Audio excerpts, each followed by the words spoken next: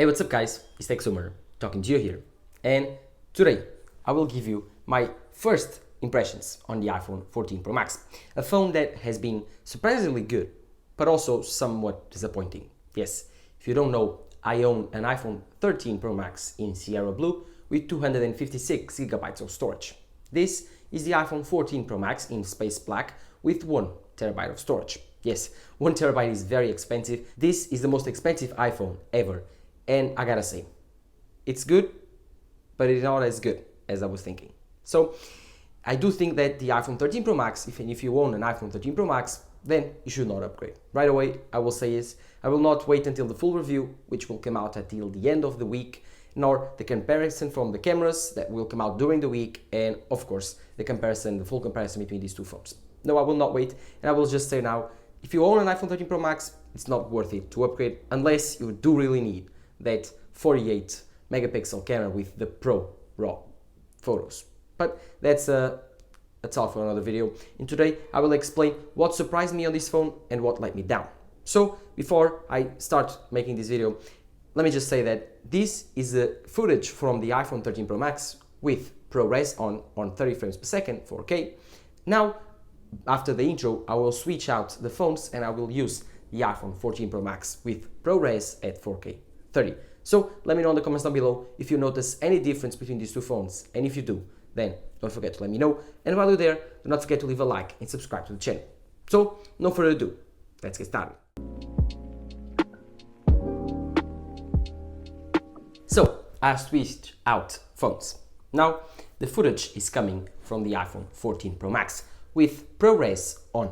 Let me know in the comments down below what you think between this and the footage before the intro. This is a real comparison for myself. Let me know if you notice any difference, because I don't think I do. And the main reason that I was looking for upgrading my iPhone, it's because of the camera and shooting these videos. And if I can notice any difference between these two phones, then I don't think I need to spend extra money on it. So let's start for the things that I enjoyed on the iPhone 14 Pro Max. Well, the first thing that I enjoyed a lot was the color. The color, the space black color, it's one of my favorite iPhone colors ever.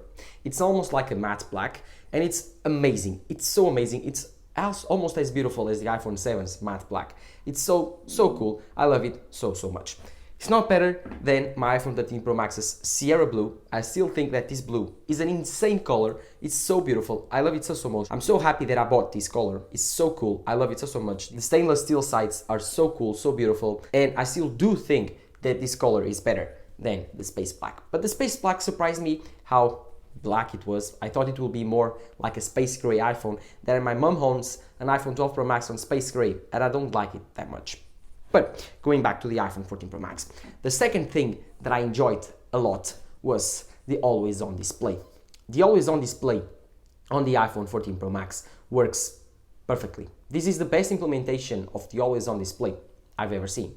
On some Android phones, and actually the S22 Ultra that I reviewed early this year, they had it always on display. But those always on displays, they just turn on a bit, they are very small, they do not display that much information, and in my opinion, they dim out your wallpaper, they just show very small information. While the iPhone 14 Pro Max's always on display is insane. It just dims a bit the display, just like the Apple Watch, and shows you exactly what your wallpaper is. The same colors, it doesn't take out the colors, shows you your notifications, shows you your live activities that are happening on your iPhone, like timers, like you are tracking an Uber, you are tracking your game. It shows you, then shows you your wallpapers and your widgets. In my opinion, this is the most complete always on display ever. And as always, Apple was late but great to the game. Also, one thing that it's notable on this iPhone always on display is how bright it is. It's always on display. For the first times that you are not used to it, it seems like it's on.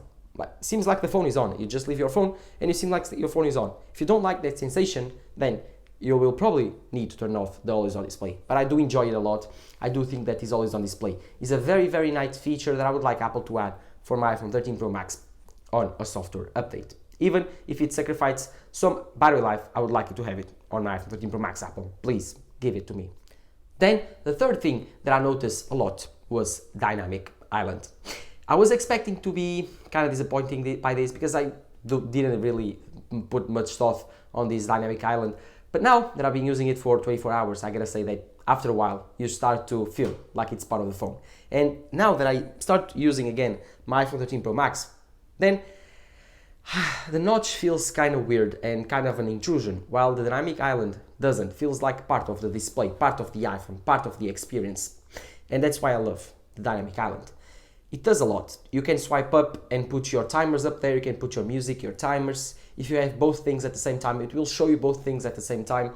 And if you do that, it will most likely turn into a task manager.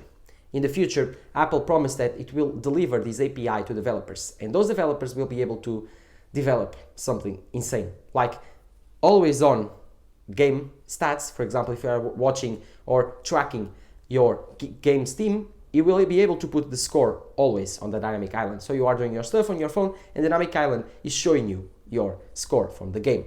You can also put the Uber ride there, you can also put the calls there, the notifications pop up from there, the Face ID pops up from there, tons of stuff pop up from there, and it's one of the best, not the best features on the iPhone 14 Pro Max. It will become the task manager of the iPhone iOS system, and in the future I do expect that Apple will heavily put force on this. Even if they remove their cameras, which I do expect to happen on the 2-3 year mark, I do expect that Apple will still keep this task manager bar. This dynamic island will be always present on iOS, in my opinion, because it's a very good implementation, and I do think that this is now Apple starting to get you used to having a dynamic island up there, and you will forget about the cameras, and then one day when Apple removes the cameras, it will be a seamless experience because you won't probably notice it just because of the dynamic island. I do think that this is a genius idea for the future of the iPhone.